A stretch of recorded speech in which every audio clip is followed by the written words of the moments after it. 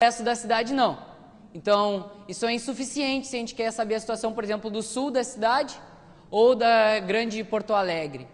Então, e por que será que a gente tem tão poucos pontos de monitoramento? Será que essa é a intenção dos profissionais do Instituto Nacional de Meteorologia? Será que eles não gostariam de ter mais pontos de medida, fazer previsões melhores? Com certeza sim, mas o problema é a forma como essa tecnologia é feita. Ela é tecnologia proprietária, muitas vezes comprada, então ela é importada, vindo de países normalmente do norte da Europa, e ela custa dezenas de milhares de reais uma estação, e o custo de manutenção é exorbitante, pois depende do fabricante. Mas isso então é inviável de se fazer numa escala de bairros. Mas será que essa é a única maneira de fazer o monitoramento ambiental? A gente tem uma inspiração de que pode sim ser diferente. 2011, Fukushima, Japão. Um terremoto causou um maremoto que atingiu uma usina nuclear e espalhou material radioativo por toda uma região. As pessoas não sabiam onde era seguro e onde não era seguro de se estar. E foi assim que aconteceu um dia no Japão. Um dia no Japão, uma tremenda explosão causou uma convulsão em toda a nação. Misto de forçada natureza com incompetência humana, criou-se um cenário de confusão e drama. Agora o material radioativo é o inimigo e ele não pode ser percebido por nenhum dos nossos 5 sentidos. Chegou um pessoal bem descolado, dizendo que a moda agora tá tudo hackeado, com o índice da radiação monitorado, mandando uma série de dados. Desenvolveu-se uma alternativa aos distribuídos pelo Estado. Com o monitoramento cidadão da radiação, devolveu-se a clareza ao povo de Fukushima e de todo o Japão. Fazendo agora e sem deixar-se para amanhã, desenvolveu-se um exemplo de projeto de ciência cidadã. É de ciência cidadã. De cidadão para cidadão é a ciência cidadã. E é de ciência cidadã que a gente está falando quando a gente fala do caso do SafeCast, em que as pessoas se juntaram com equipamentos de tecnologia livre para medir radiação ionizante e saíram medindo pela cidade de Fukushima, a região de Fukushima no Japão. E então, enviando esses dados numa plataforma onde as outras pessoas podiam saber onde era seguro e onde não era seguro de se estar. Foram mais eficientes que o governo japonês e foram chamados na ONU para falar sobre o sucesso da iniciativa. E a ciência cidadã é tal qual a Genkidama, que o super-herói Goku utilizava na série Dragon Ball Z para derrotar os grandes vilões que ameaçavam a Terra.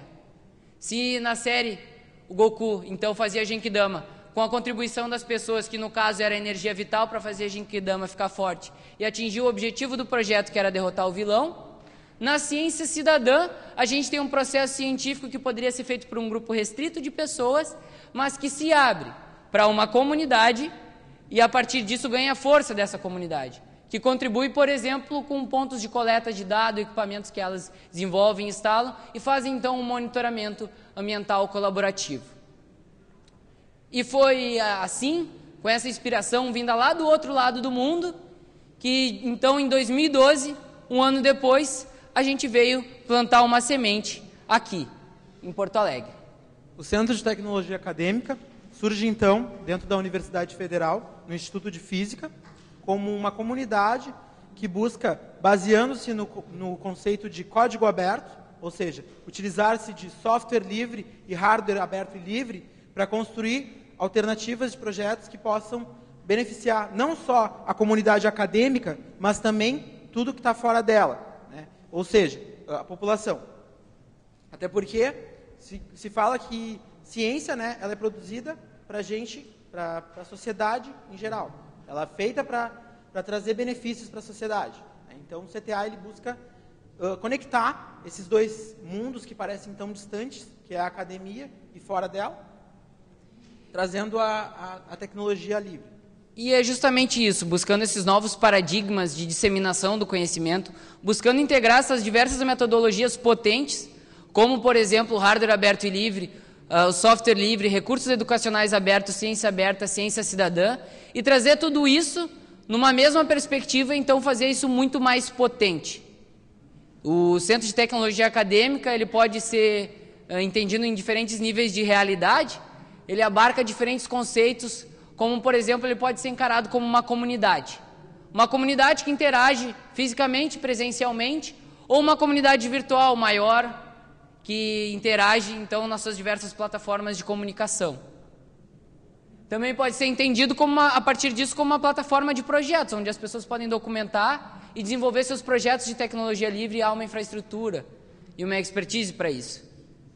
E, para além disso, também pode ser pensado como um espaço de desenvolvimento, um espaço físico, onde as pessoas se encontram e onde tem as condições ideais para realmente desenvolver o seu projeto de tecnologia livre, discutir essas questões, e onde a gente também discute os caminhos do próprio CTA, periodicamente, em encontros semanais, com gestão horizontal, transição da gestação é ótimo, agora eu puxei uma maternidade aqui, eu acho que é o CTA uma mãe, mas então da transição da gestão desses encontros entre as diferentes pessoas que compõem, numa lógica de corresponsabilização, justamente fazendo cada vez mais com que essas metodologias fiquem mais integradas, que a gente consiga ter uma maior força a partir disso.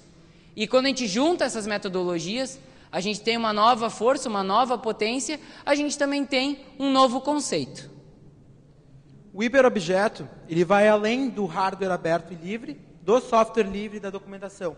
Então, como uma analogia, como uma analogia os hyperlinks, né? O hiperobjeto, ele interliga esses 3 pontos. É um objeto, um equipamento construído de forma aberta e livre, com seu hardware disponibilizado, né, para que as pessoas possam criar, modificar e distribuir, utilizando-se a sua parte de software, se tiver, de código aberto, e baseando-se em ferramentas de código aberto. Todo ele construído somente com ferramentas de código aberto. De forma que quando alguém for acessar os códigos-fontes desse equipamento, não se depare com uma barreira, que é, por exemplo, um software proprietário. Algumas empresas desenvolvem hardware livre, como, por exemplo, a SparkFun, e ela desenvolve esse hardware. A parte eletrônica é desenvolvida num aplicativo chamado Eagle. E o Eagle é uma plataforma paga, uma plataforma de código fechado. Então, se você quer acessar esses arquivos, uma das formas é você ter uma licença que pode custar até dezenas de milhares de reais, ou você pode ir para outras alternativas como a pirataria, que não é recomendável, é claro. Mas, então, existem alternativas a esse software, como, por exemplo, o KiCad, que é um software de código aberto para a produção de placas de circuito impresso. Eles não precisariam estar usando isso, poderiam estar desenvolvendo hiperobjetos.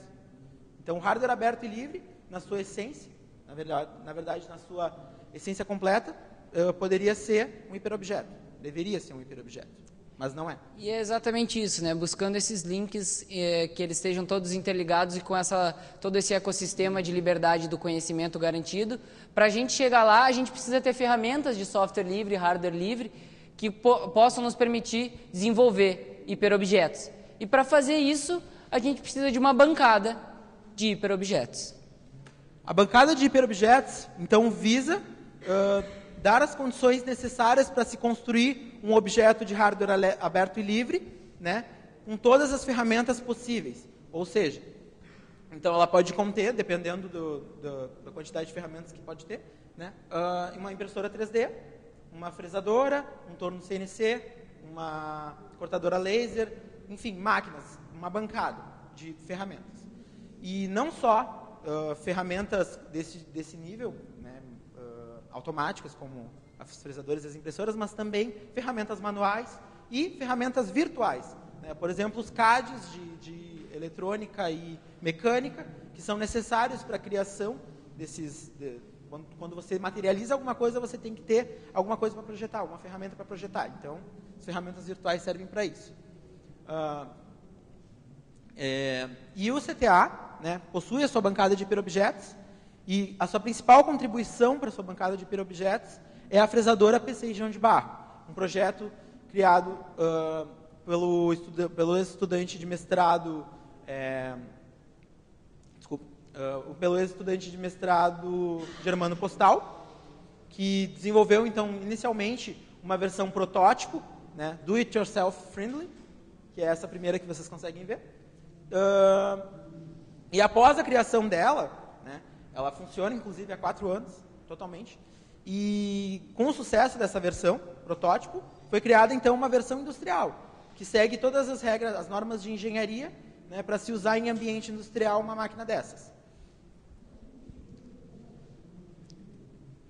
A bancada de hiperobjetos também possui softwares, né, então alguns deles a gente pode ver o KiCad, que é para construção de placas de circuito impresso, para projeto e desenho de placas de circuito impresso, mas também agora na sua versão 5.0 também traz a parte de simulação, que é muito importante para projetos de eletrônica.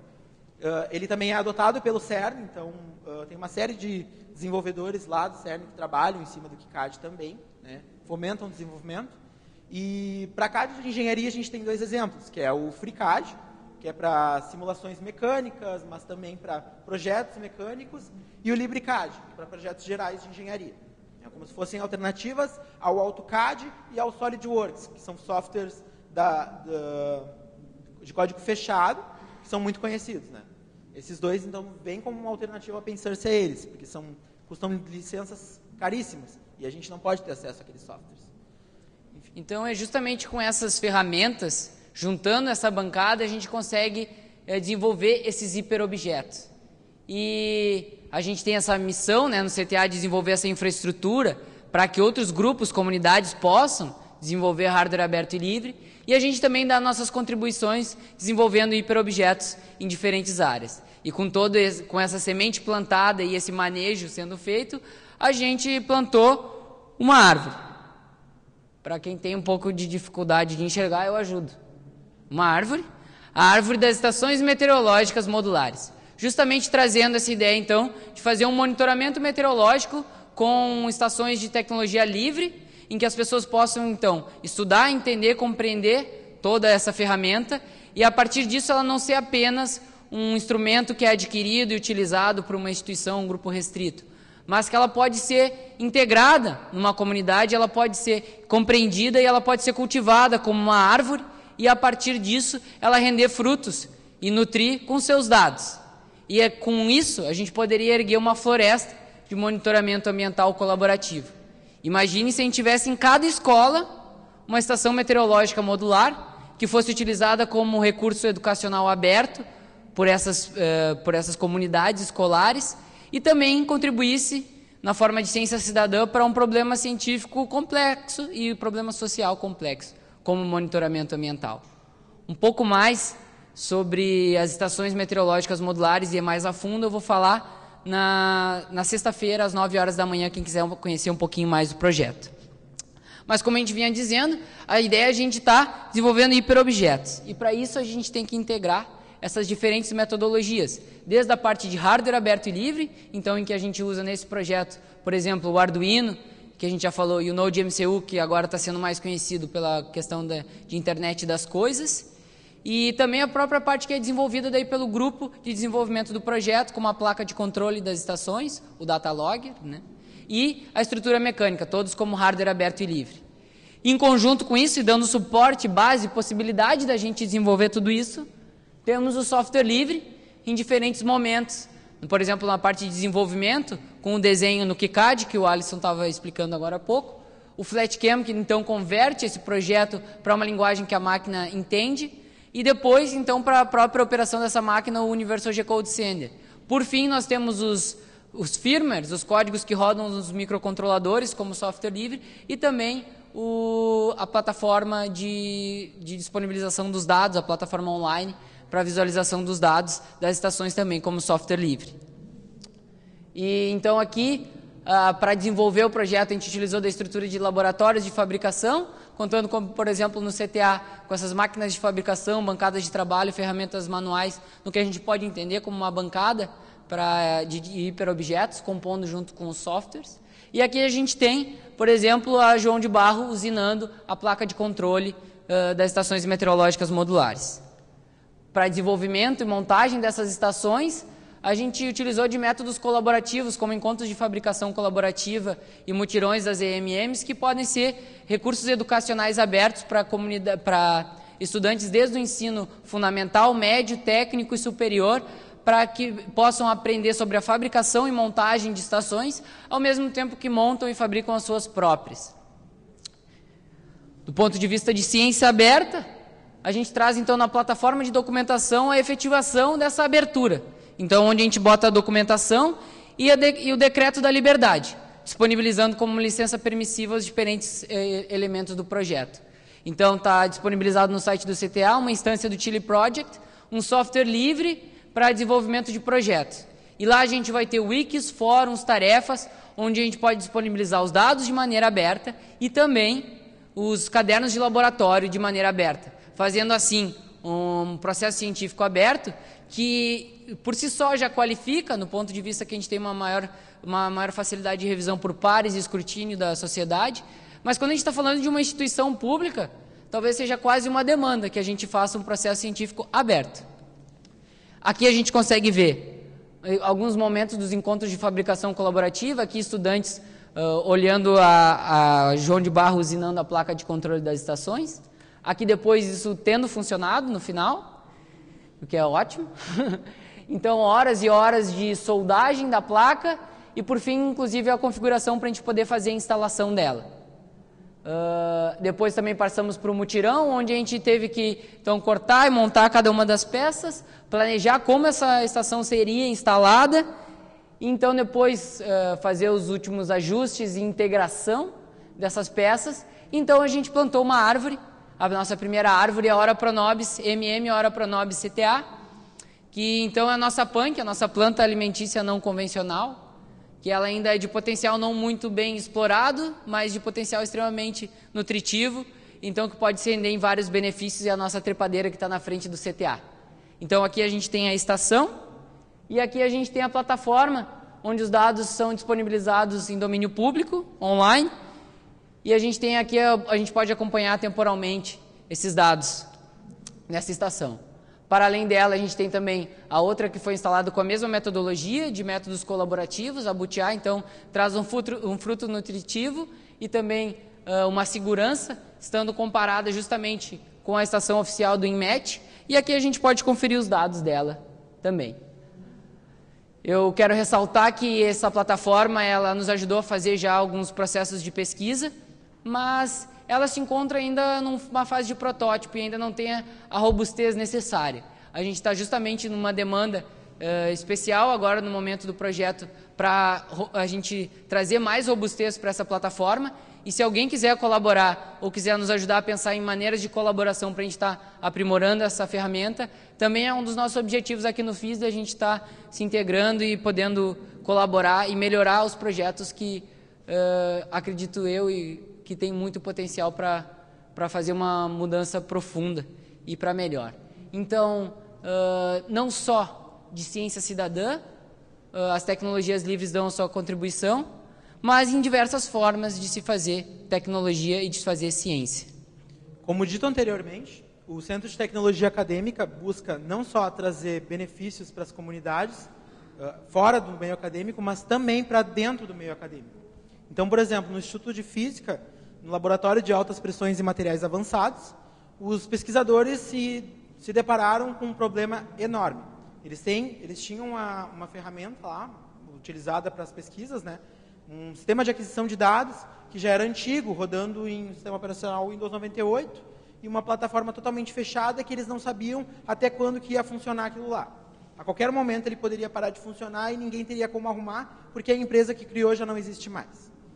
Então, eles vieram ao Centro de Tecnologia Acadêmica, né, e procuraram uma alternativa de construção a isso. E nós trouxemos uma solução. E essa solução é o Sistema de Aquisição de Dados para Análise e Processamento de Materiais em Altas Pressões, SADAMAP. Com um software construído em Python e Qt, com seu código totalmente aberto, disponibilizado em repositório Git, e totalmente documentado, busca então resolver esse problema. Essa aqui é uma tela do programa, né, que roda, então tem uma série de gráficos para visualizar os sensores dentro de uma câmara de alta pressão, o material sendo analisado, né, esses dados sendo analisados na tela em tempo real. Os pesquisadores podem ter acesso a esses dados e depois exportar eles para poder trabalhar melhor na sua pesquisa, e não só isso, mas também publicar esses dados, né. O sistema antigo privava eles de algumas funções específicas, como eles tinham que exportar esses dados para outro programa, para fazer análise, e aí o SADAMAP já integra tudo isso, né. Mas não é só de software que a gente está falando. Ela também é a parte de construção, de aquisição dos dados daqueles sensores, é toda feita em código aberto, em hardware de código aberto, né? Utilizando-se com base no KiCad, na fresadora João de Barro e naqueles softwares falados que foram necessários também para a construção da estação meteorológica modular, né? Aqui tem algumas plaquinhas, que é a fonte de alimentação, amplificadores, filtros, enfim, tudo que é necessário para que a leitura dos sensores ocorra corretamente e se integre com aquela interface gráfica. E para intermediar os dados desses sensores com a interface gráfica, utiliza-se de um Arduino, que possui seu firmware escrito na linguagem C++, né?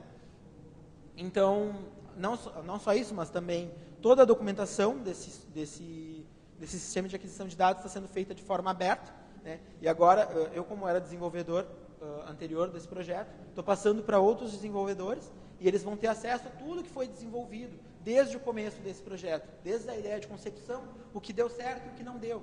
Porque às vezes a gente desenvolve alguma coisa e a gente só quer publicar o que está bonito, mas nem sempre é o necessário. Às vezes a gente usa de alguma coisa que deu errado lá atrás, mas que pode funcionar para outras novas funções, quem sabe, né? Então a gente publica tudo que deu errado e que deu certo.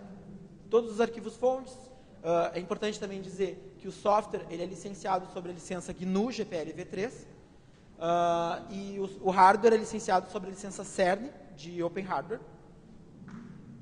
E também utiliza-se da plataforma de Wiki, né, do Centro de Tecnologia Acadêmica, como uma alternativa para um sistema que era proprietário e obsoleto, né? Ali vocês podem ver a tela do sistema, rodando em Windows 98, e ali a câmara de alta pressão, que vai ser renovada com esse novo sistema, e o hardware que antes era uma caixa preta, e agora vai se tornar totalmente aberto e livre.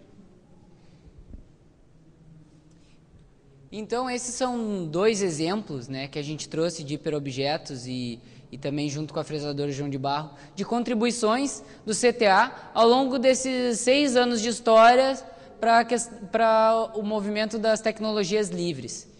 E teriam outras contribuições da parte de física e música, monitoramento fisiológico e outras diversas.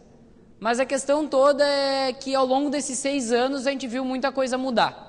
O cenário se modificou bastante, e se lá no começo falávamos mais sozinhos, do ponto de vista de hardware aberto e livre, o software livre já era bem consolidado, é claro, mas o hardware aberto e livre ainda estava nos seus princípios, seus primórdios. Onde nós estamos agora? Talvez uma maneira de falar sobre o onde, vamos falar sobre o como. Como estamos agora? Como é esse cenário agora? Então, uma coisa é certa, nós já não estamos mais sozinhos, nem de longe. Se em 2000 a gente podia contar nos dedos das mãos o número de artigos publicados sobre hardware aberto e livre, em 2017 a gente já tinha mais de 1000 artigos por ano publicados sobre hardware aberto e livre. E por que isso é uma notícia tão interessante assim? Porque, de fato, quando a gente quer desenvolver e pesquisar numa área, existem alguns desafios. E se tu está publicando ou tentando desenvolver trabalhos numa área onde não há tantas publicações, onde não há tantas pessoas falando sobre isso, esse acaba sendo um cenário mais inóspito para quem quer garantir a sua sobrevivência ou sua, digamos assim, sua evolução do ponto de vista acadêmico, que é importante para a maioria dos pesquisadores. E no caso, agora esse cenário modificou fortemente, intensamente. Se no começo só os vanguardistas ou professores com uma trajetória bem consolidada podiam explorar esse cenário mais inóspito, devido a todos esses movimentos, hoje, inclusive professores iniciantes podem também estar contribuindo, e isso aumenta muito o número de grupos, pesquisadores que podem estar desenvolvendo nessa área, o que faz com que a gente possa evoluir muito mais com o hardware aberto e livre, e a partir disso baixar os custos de ciência e desenvolvimento de tecnologia, o que, é claro, ajuda a gente de um ponto de vista social, dependendo de como isso for conduzido, é claro, sempre com essa ponderação, mas traz essa contribuição. E esses movimentos que eles vão se sucedendo, e eles vão atingindo diferentes esferas, atingem também a parte de recursos educacionais abertos, e inclusive do ponto de vista legal também. Recentemente recebemos uma notícia, que eu até fiquei impressionado, de uma portaria do Ministério da Educação dizendo que todo recurso educacional financiado com recurso público deveria ser um recurso educacional aberto. o que foi uma grande notícia, uma grande vitória, e junto com essa notícia vieram outras de, por exemplo, de que materiais didáticos complementares ao livro do professor deveriam utilizar de uma licença Creative Commons, assim como materiais de robótica para a educação. Então, essa licença, no caso, é a Creative Commons, uma licença, a princípio, um conjunto de licenças em que a sua maioria é permissiva. Atribuição não comercial. Ok, a gente não está mexendo com, digamos, o núcleo da produção e comercialização de material didático no país, e talvez ainda tenha até alguma questão sobre essa licença, é sempre um tema controverso, mas com certeza esse é um movimento que está andando, e isso nos sinaliza coisas muito positivas. E para trazer alguns exemplos aqui de bem perto sobre recursos educacionais abertos. O Instituto de Matemática recentemente lançou uma plataforma chamada Reamat, que busca trazer os materiais das disciplinas de cálculo do Instituto de Matemática de forma aberta. Um grupo de professores que já estava interessado nessa proposta do Open Source, né, já estavam desenvolvendo os seus materiais de forma aberta e colaborando entre si para desenvolvimento desses materiais. Então, visto que juntaram uma série de materiais, o Instituto de Matemática resolveu abrir essa plataforma e colocar esses materiais sob uma licença, de forma que qualquer pessoa possa ter acesso a esses materiais e possa modificar e redistribuir. Né? E falando de exemplos próximos, a gente pode trazer um exemplo ainda mais próximo, falando de uma iniciativa derivada do próprio CTA, uma iniciativa independente, a EITIA. A Escola Itinerante de Tecnologia Cidadã Hacker foi vencedora do edital global Mozilla Mini Grant, no ano passado, em 2017, sendo a primeira vencedora do Sul Global. E esse edital justamente promove iniciativas que avançam na questão de alfabetização tecnológica. E a EITIA tem justamente a ideia de trazer essa emancipação tecnológica para o ambiente escolar, para as comunidades escolares. Para quem quiser conhecer um pouquinho mais sobre a EITIA, a gente vai estar falando sobre isso também no sábado, às 14 horas, acredito eu que nessa mesma sala. Às 14 e às 13. Agora, perdão pela não lembrar ao certo. Então, a gente viu muitos grupos surgirem e se juntarem nesse movimento. Um deles é o Wikilab, como laboratório. Né? O Wikilab ele foi fundado recentemente, né, num conjunto de pesquisadores e uma comunidade da Universidade Federal do ABC, que quis fundar um laboratório que promovesse as tecnologias livres. Né? Então, não só isso, mas também empresas, a iniciativa privada tem se interessado pelo Open Source. A Red Bull, né, famosa pelos energéticos e pelas corridas malucas, atualmente criou um projeto Red Bull Basement, na residência Hacker, né, que visa selecionar projetos de código aberto que busquem minimizar problemas sociais. Né. Ano passado, 5 projetos foram selecionados de todo o Brasil. 2 deles do Centro de Tecnologia Acadêmica, as estações meteorológicas modulares e o microaerogerador. E esse ano também a Red Bull está colocando, de novo com a residência Hacker, enfim. Mas além disso, também os hackerspaces, que antes falavam muito mais do software livre, agora estão começando a falar mais do hardware livre. 2 exemplos que a gente tem é o Match Hackers, aqui em Porto Alegre, e o Garoa Hacker Club, lá em São Paulo. E esses são 2 exemplos dentre vários, né? A gente só traz aqui alguns exemplos notórios. E, além disso, em todo o Brasil e América Latina começaram a surgir diferentes iniciativas, grupos que se valem, então, de tecnologias livres, que desenvolvem tecnologias livres. Então, esse movimento está ganhando e vem surgindo movimentos que vão mostrando que ele está ganhando cada vez mais dimensão e diversidade. E, justamente com o objetivo de tornar isso cada vez mais visível, cada vez mais conhecido, um movimento social global se juntou. O GOSH, o Movimento de Hardware para a Ciência Aberta Global, começou a se reunir todos os anos e tem justamente esse objetivo agora de trazer, até 2025, um conhecimento ubíquo sobre hardware aberto e livre, fazendo com que ele seja, de fato, algo conhecido por todas as pessoas e que seja a alternativa viável para fazer ciência. Então, já teve o manifesto e o roadmap, o mapa do caminho, para a gente justamente encarar os pontos de desafio né, para a gente entender sobre o cenário atual, aprender, para a gente crescer e para a gente dar apoio às iniciativas que vão surgindo. Esses movimentos eles vão acontecendo todos os anos em encontros globais. A primeira edição foi na Suíça, no CERN, no ano passado foi no Chile e esse ano vai ser na China. E esse movimento ele tem esses objetivos. E para atingir esses objetivos ele também tem valores. Ele tem fundamentos de noção de que o hardware, o conhecimento tecnológico, ele é também poder e ele é empoderamento para diferentes agentes e que isso pode, então, fazer com que esse conhecimento possa ser conduzido por diferentes pessoas e, a partir disso, ele dá uma contribuição muito maior para o mundo, né? Então, baseado nisso, esse movimento, sempre quando faz as seleções, esses encontros globais, leva em consideração critérios de equidade, então de diversidade de gênero, diversidade étnica, diversidade geográfica, justamente trazendo esse conhecimento, buscando trazer esse conhecimento para diferentes comunidades, diferentes realidades, e que a gente possa então ter um cenário diferente do que a gente tem atualmente no desenvolvimento de ciência e tecnologia, que a gente sabe que é muito restrito a alguns perfis bem específicos e a gente pode estar trazendo isso para novas escalas agora. Então, compartilhando com vocês um pouco sobre os tipos de projetos que eram compartilhados por essas pessoas nesses eventos, a gente teve então, por exemplo, o projeto do Open Drop, então uma plataforma para a gente estar fazendo manipulação de microfluidos e a partir disso estar fazendo experimentos, então com uma plataforma aberta e livre e de custo mais acessível. Então, possibilitando que outros grupos agentes possam estar utilizando esse tipo de ferramenta. A gente tem também o Open ROV, então um drone submarino que pode ser usado tanto para monitoramento ou então como um recurso educacional. E além disso a gente também tem plataformas de monitoramento fisiológico. O OpenBCI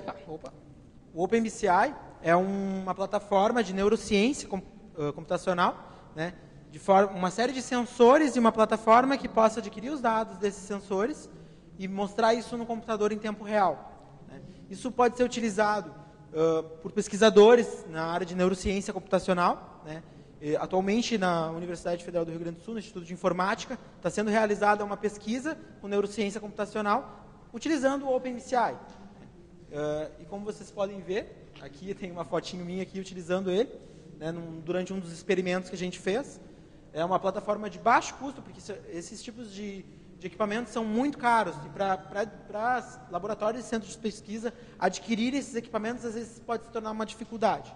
O OpenBCI vem baixando esse custo como uma ferramenta totalmente de código aberto, em que tu pode modificar e redistribuir as modificações realizadas nele. Então, a gente tem, além disso, também grupos que trouxeram contribuições na área de biotecnologia. Então, que tudo isso também pode ser pensado, de certa forma, como interfaces aí, né? E a biotecnologia é justamente um dos campos que tem se valido bastante das tecnologias livres para acessibilizar muitos equipamentos que eram utilizados para esses experimentos e desenvolvimentos nessa área, que eram extremamente caros e restritos a grupos específicos com interesses específicos. E a partir de uma popularização, a gente pode trazer então para interesse de novos grupos e interesses mais diversos. E justamente com essa ideia, o Biohack Academy traz justamente essa proposta de fazer cursos em diferentes grupos e comunidades para que eles possam aprender a desenvolver esse tipo de equipamento e montar o seu próprio laboratório de biotecnologia com equipamentos de tecnologia livre. E esse é um movimento forte em todo o mundo e também é um movimento muito importante localmente, justamente sendo um dos pontos, um dos fundamentos principais para a formação de um movimento de tecnologias livres aqui na América Latina, sendo esse o TecnoX. Então, é um encontro que acontece anualmente também, em que diferentes grupos, comunidades da América Latina se juntam para compartilhar seus conhecimentos sobre projetos de tecnologias livres e pensar soluções que também são diversas, de problemas diversos que a gente vai ter para as nossas realidades locais. Então, a gente já teve um encontro no México e na Argentina, e esse ano também foi no Chile, e daí, no ano que vem, a gente tem uma grande notícia, então, para compartilhar com vocês, que o TecnoX 4.0 será aqui. Então, no Brasil, em Porto Alegre, com organização por parte do Centro de Tecnologia Acadêmica, junto com outros grupos, outras organizações, como a própria Associação de Software Livre e o MAT Hackers, que também está aqui no FISLE, ao Lucas ali, e também a Universidade de Brasília, que também está somando, e a gente espera que cada vez mais tenham mais grupos se somando para a gente construir um evento bem diverso, com diversas contribuições, e a gente trazer com todo esse entusiasmo uma grande contribuição do nosso trabalho aqui, e justamente a gente convida para que vocês, os diferentes grupos, iniciativas ou mesmo as suas individualidades, venham conhecer, saber mais e construir o evento junto com a gente. Então a gente vai estar aqui no FISLE, na área de comunidades como CTA, e a sábado às 10 horas da manhã a gente vai ter um encontro comunitário justamente sobre essa integração latino-americana em prol das tecnologias livres e sobre a construção do TecnoX 4.0. Então, a gente vai estar aí com várias palestras também ao longo de todo o evento, tanto amanhã, quanto sexta, quanto sábado, iniciativas diferentes do CTA. E se vocês quiserem conferir mais informações sobre o evento, a gente tem o tecnox.org e também podem ser mandadas perguntas, questões para o 4.0@tecnox.org, o nosso e-mail. Então, cheguem mais, contribuam e vamos construir esse evento juntos. Aos quase 45 minutos de atenção a nós dispensados. Mostramos então a nossa gratidão. E encerramos a nossa apresentação.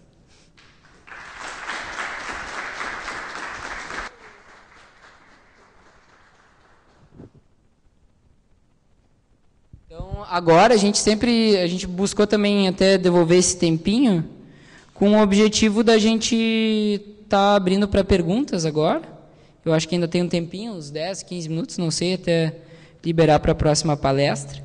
Então, se alguém quiser fazer perguntas, eu não sei se tem um formato padrão do evento que se faz, mas senão a gente pode estar passando aí para vocês fazerem questionamentos, contribuições, que eu acho, a gente faz essa introdução longa aqui, mas a ideia, eu acho que a riqueza pode surgir justamente agora.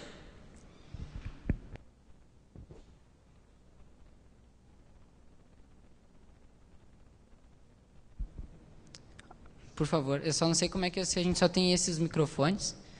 A gente faz tudo, né? A gente entrega, devolve, apresenta. Vamos fazer uma entrevista então aqui com essa pessoa. Por favor, se apresente, diga qual o seu grupo. Meu nome é Carlos. Minha pergunta seria com relação à construção de hardware livre. Qual é a limitação em termos de que componentes a gente pode usar para montar um hardware livre? E se a gente usar algum outro componente junto de um projeto de hardware livre, se ele pode ser contaminado com alguma licença, alguma coisa assim. Certo. Então, todo mundo conseguiu ouvir a pergunta? Acho que está ok, né? Então, eu começo falando sobre, talvez, eu acho que uma questão que é interessante, que eu acho que dialoga com a tua pergunta, que é a questão de em que esfera, né, que a gente consegue atingir com o hardware aberto e livre. Então, no caso, atualmente, a gente estava falando, por exemplo, que a gente utiliza o Arduino, né, e que é uma plataforma de tecnologia livre, mas a gente tem limitações de tecnologia em que já foi feito tecnologia livre. Como, por exemplo, no Arduino, a gente vai ter uma parte que é tecnologia livre, de fato, que é a parte do circuito. Mas a parte de microeletrônica, o ATmega 328, que seria o seu microcontrolador, ele não é tecnologia livre e a gente não tem ainda. A gente só tem ainda esquemas lógicos desses chips, mas tem partes que realmente vão ser proprietárias. E eu acho que o caminho é a gente avançar para isso. Muitas partes, né? O processo de fabricação todo é fechado no desenvolvimento desses equipamentos. Então, sim, na escala de microeletrônica, né, é tudo fechado. A gente não tem um microcontrolador de código aberto atualmente. Mas esperamos que daqui a uns anos, né, tenhamos esse tipo de tecnologia. Então, acho que é na escala de microcontroladores. Sim, e daí talvez falando sobre a outra perspectiva, que eu não sei se talvez até não é a que tu mais perguntou, que é a questão de se tu usa partes dele que não são livres, se isso tu pode contaminar o teu projeto.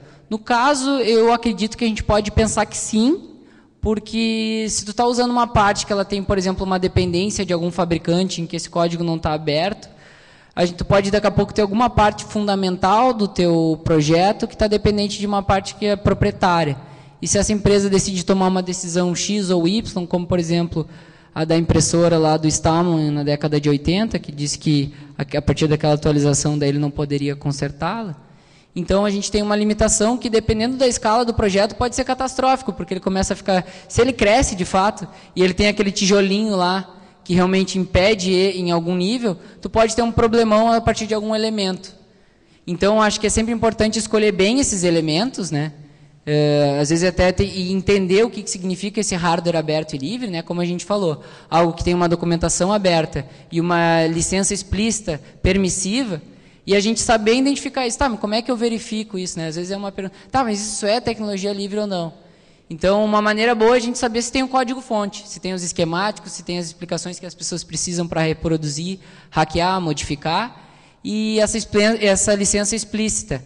Então, a gente, a partir desses dois elementos, consegue identificar. E, às vezes, podem surgir algumas confusões. Por exemplo, o Raspberry Pi, por exemplo, é um elemento que, muitas vezes, as pessoas tomam como hardware aberto e livre, mas ele não é. E tem alternativas que fazem justamente as mesmas funções, as mesmas funcionalidades, e que são tecnologia livre. Então, nessa hora é bom a gente tomar uma decisão para não cair depois nessa armadilha, né? Mas tem algumas partes que a gente ainda não consegue escapar. Vamos trabalhar para que um dia a gente consiga, né? Não sei se respondi, se tiver alguma coisa também pode... Alguém mais também quer fazer ou uma pergunta ou também uma contribuição, né? Eu gosto também do clima de conversa, né? A gente vai falando sobre diferentes aspectos. Mais uma lembrete, enquanto vocês vão se animando para fazer mais perguntas. Na sexta-feira, às 5 horas, a gente também vai ter digamos, um pré-encontro comunitário. A gente vai fazer a nossa reunião periódica do CTA, que a gente se encontra toda semana, como eu estava falando antes. Às 5 horas, ali na área de comunidades. A gente, inclusive, vai ter mais uma palestra Drops da Heloísa, que vai estar falando sobre biotecnologias livres, que tem tudo a ver com a questão do TecnoX, que vai estar rolando aqui no ano que vem. E amanhã tem a versão estendida às 5, é isso? Legal. Se puder falar teu nome. Tudo bem? Meu nome é Fabiano, eu sou bioinformata, sou de São Paulo, e até me interessei justamente com o que ela trabalha, essa minha questão. Vocês estão trabalhando com alguma coisa relacionada à biotecnologia, área de biologia molecular já aqui, na questão de hardware livre ou ainda não? Porque lá fora está começando a crescer essa área de hardware livre para biotecnologia. Quem trabalhar com isso sabe que o custo é muito alto. E nosso sonho futuro, quem sabe, é ter um sequenciador, alguma coisa aberta. Então, é legal conhecer os projetos que estão externos já tentando trabalhar com isso. Tá, então, com relação a isso, é bem interessante até, porque a gente do CTA vai estar também muito promovendo esse TecnoX aqui ano que vem, pela nossa expertise em desenvolvimento de hardware aberto e livre de uma maneira genérica, com relação à questão de metodologia e instrumentação. Mas a gente não tem um trabalho desenvolvido na parte de biotecnologias. Mas justamente por ver esse cenário rico, a gente está começando a se inspirar para estar aprendendo e podendo se integrar também nessa linha e compartilhando em contrapartida também a nossa, digamos, a grande contribuição, que são as metodologias, alguns projetos mais maduros, assim, né? Então, a gente não trabalha tanto nessa área, mas tem diferentes pessoas, grupos que aqui na América Latina desenvolvem isso. Eu não sei se a Heloísa quer falar um pouquinho sobre isso. Talvez sobre os outros grupos que também são parceiros tanto no TecnoX quanto no GOSH, né? E que contribuem com tecnologias livres em termos de biotecnologia. Bom, essa frente da biotecnologia mais livre, como tu falou, ela está crescendo na América Latina. E o TecnoX, ano passado, ele foi feito no Chile. E o pessoal assim, da organização era justamente mais dessa área da biologia molecular, né? Por exemplo, um dos grupos que organizou foi o Red Fungi, e eles agora estão com um projeto de criar um instrumento de identificar fungos, porque lá é bem importante para a criação de biomateriais, enfim, com essa parte do hardware aberto, né? E agora, na verdade, eu entrei esse ano no CTA, inclusive eu estou no primeiro semestre de biotecnologia, mas eu já me interesso muito por essa parte da biotecnologia livre, e eu creio que agora, eu estando ali, a gente vai aumentar bastante essa frente de colaboração do hardware aberto com criação de equipamentos para biotecnologia molecular, enfim, as outras áreas, inclusive a bioinformática, né? Dando um spoiler da minha palestra amanhã, tem uma frente que é Syntec Bio, foi o primeiro grupo de biohacking do Brasil, e eles criaram um projeto com o laboratório de Porã. Eu não lembro exatamente o outro grupo, que é de fazer um termociclador de open source, né? Ou seja, eu não sei se vocês são familiares com o que é um PCR, mas ele é um método para tu ampliar sequências de DNA para fazer estudos posteriores, né? E eles fizeram toda uma construção desse equipamento com tecnologias livres, né? Então, acho que agora o que a gente tem que fazer é construir melhor essa rede e se apoiar, né? Conhecer melhor essas iniciativas aí que estão por aí no Brasil, e vamos ter, sim, essa força no CTA em breve. Em breve. Sim. Eu vou ir lá para o Chile para conhecer o projeto do pessoal do Red Fungi, da Universidade do Chile. E, de repente, na real, o que a gente pensa mesmo é trazer um projeto para o CTA para desenvolver essa parte, né?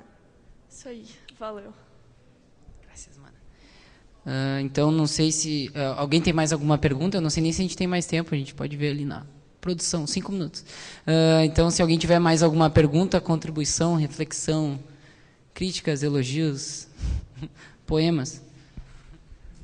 Eu vou apresentar agora às 6 horas da sala 4 um projeto meu que é a Bresobomba, que ou vocês copiaram de mim ou eu copiei de vocês, cara, que está muito parecido. Eu acho que vai ser bem interessante. Eu vou até convidar vocês para participar, que é na mesma linha, né? Que é educação, eu não tenho a árvore, eu tenho a bomba, tá, cara? Mas eu gostaria muito de dividir essas experiências. Eu acredito que eu tenho algumas coisas que eu posso participar com vocês. E a experiência de vocês eu achei sensacional, o laboratório. Eu acho que é um caminho muito interessante. A parte da educação, já brilha o olho só de olhar ali, de participação. Então, acho que é dar os parabéns para o projeto, que com certeza é muito legal. Gratidão. Como é que é teu nome? Fábio. Legal. E também teve um ponto que a gente não falou explicitamente aqui, porque são várias coisas, né? Mas a questão existe também um braço do CTA no colégio de aplicação da URGS, que é o CTA Júnior, onde, então, já desde o ensino médio e fundamental, os estudantes começam a aprender sobre essa questão de documentação de projetos, se envolver com projetos de tecnologia livre e tal. E também na área de educação, eu acho legal também falar que, daí um pouco mais para ensino superior, também o CTA está abordando cada vez mais a metodologia de hackatonas, né, que bastante gente aqui certamente conhece e participou, como hackatonas acadêmicas para aprendizado também, para a gente não só usar como fim de trazer alguma solução, mas principalmente para a gente estar aprendendo sobre diferentes fundamentos. Assim. Mais alguém? Alguma contribuição? Alguma pergunta? Aos últimos encabulados e encabuladas? Eu acho que então a gente pode devolver esses últimos 3 minutinhos aí para a gente dar um respiro maior para quem está chegando. E a gente agradece muito, a gente está muito feliz de poder estar falando aqui para vocês e espero que estejam tão felizes quanto nós. Gratidão mais uma vez. Gratidão.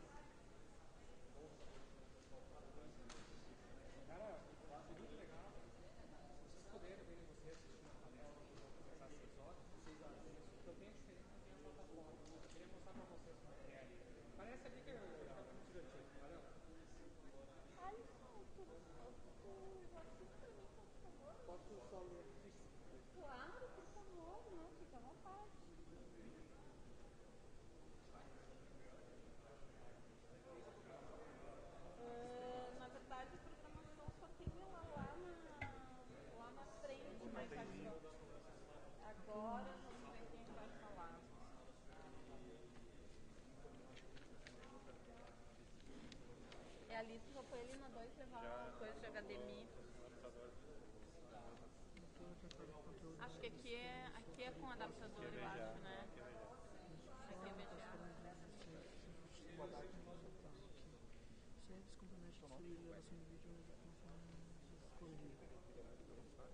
Você vai usar o seu próprio note? Será que você não quer salvar o pendrive? Ah, tá. se apresenta.